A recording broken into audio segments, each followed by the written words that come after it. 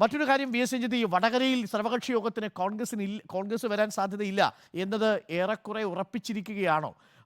അതായത് ഇപ്പോൾ കോൺഗ്രസ് പറയുന്ന ഒറ്റ കാര്യമുള്ളൂ, കാഫിർ എന്ന പ്രയോഗം നടത്തിയാളെ പോലീസ് കണ്ടെത്തിയാൽ സർവകക്ഷി യോഗം നടക്കും. അപ്പോൾ ആദ്യം അയാളെ അറസ്റ്റ് ചെയ്യൂ, അതിനുശേഷം സർവകക്ഷി യോഗം എന്ന നിലപാടിലാണ്. പക്ഷേ അത് ലീഗിനെ വിട്ടിലാക്കില്ലേ?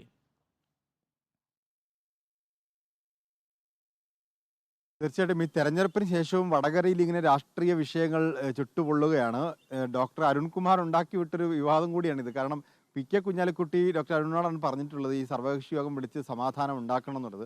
കുഞ്ഞാലിക്കുട്ടി സാഹിബ് ഒരുപക്ഷെ ഒരു നല്ല ഉദ്ദേശത്തോടുകൂടി പറഞ്ഞായിരിക്കണം അവിടെ താഴെത്തട്ടിൽ വർഗീയമായ ചേരിതിരിവുകൾ ഇല്ലാതിരിക്കാൻ, തെരഞ്ഞെടുപ്പിൻ്റെ റിസൾട്ട് വന്ന ശേഷം വലിയ പ്രശ്നങ്ങളിലേക്ക് പോകാതിരിക്കാനൊക്കെയാണ് പി.കെ. കുഞ്ഞാലിക്കുട്ടി അത്തരത്തിലൊരു പ്രസ്താവന നടത്തിയെന്നാണ് മനസ്സിലാക്കാൻ സാധിക്കുന്നത്. പക്ഷേ അതിനൊരു മറ്റൊരു രാഷ്ട്രീയ വശം കൂടിയുണ്ട്. കാരണം ഈ വടകരയിൽ തന്നെയുള്ള ഈ ലീഗിൻ്റെയും യൂത്ത് ലീഗിൻ്റെയും ഒന്നും പ്രവർത്തകർ ഈ സർവകക്ഷി യോഗത്തെ അനുകൂലിക്കുന്നില്ല. കാരണം അവർ പറയുന്നത് ഇവിടെ പ്രതിസ്ഥാനത്ത് CPM ആണ്.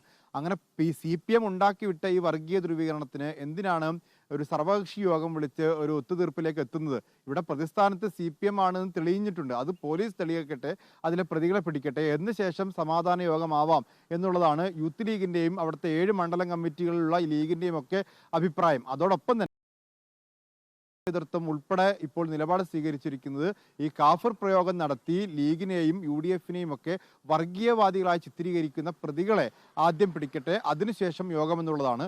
കോൺഗ്രസിനെ സംബന്ധിച്ചിടത്തോളം ചെറിയൊരു മൂപ്പിളമ തർക്കം കൂടി ഉണ്ടാകും. കാരണം ഇങ്ങനെ ഒരു സർവകക്ഷി യോഗം വിളിക്കുമ്പോൾ കോൺഗ്രസും CPM-ഉം കൂടി ചർച്ച നടത്തിയൊരു സർവകക്ഷി യോഗം വിളിക്കാനാണെങ്കിൽ മുന്നണിയിലെ പ്രധാന കക്ഷിയായ കോൺഗ്രസ് പിന്നെ എന്തിന് എന്നൊരു ചോദ്യം കോൺഗ്രസിനുണ്ടാവും. അപ്പോൾ അതുകൊണ്ട് ലീഗ് CPM അന്തർധാരയിലൂടെ ഉണ്ടായ സർവകക്ഷി യോഗത്തിന് പങ്കെടുക്കേണ്ടതില്ല എന്നൊരു നിലപാടിൽ തന്നെയാണ് കോൺഗ്രസ് ഉള്ളത്. ഇന്നലെ യൂത്ത് കോൺഗ്രസിന്റെ സംസ്ഥാന ജനറൽ സെക്രട്ടറി ദുൽഫിക്കർ ഒരു പോസ്റ്റ് ഇട്ടിരുന്നു ഇത്തരത്തിൽ സർവകക്ഷി യോഗം വിളിക്കേണ്ടതില്ല എന്ന് പറഞ്ഞ്. അതുതന്നെയാണ് ജില്ലാ കോൺഗ്രസ് നേതൃത്വത്തിന്റെയും KPCC-യുടെയും നിലപാട്. Okay, thank you V S.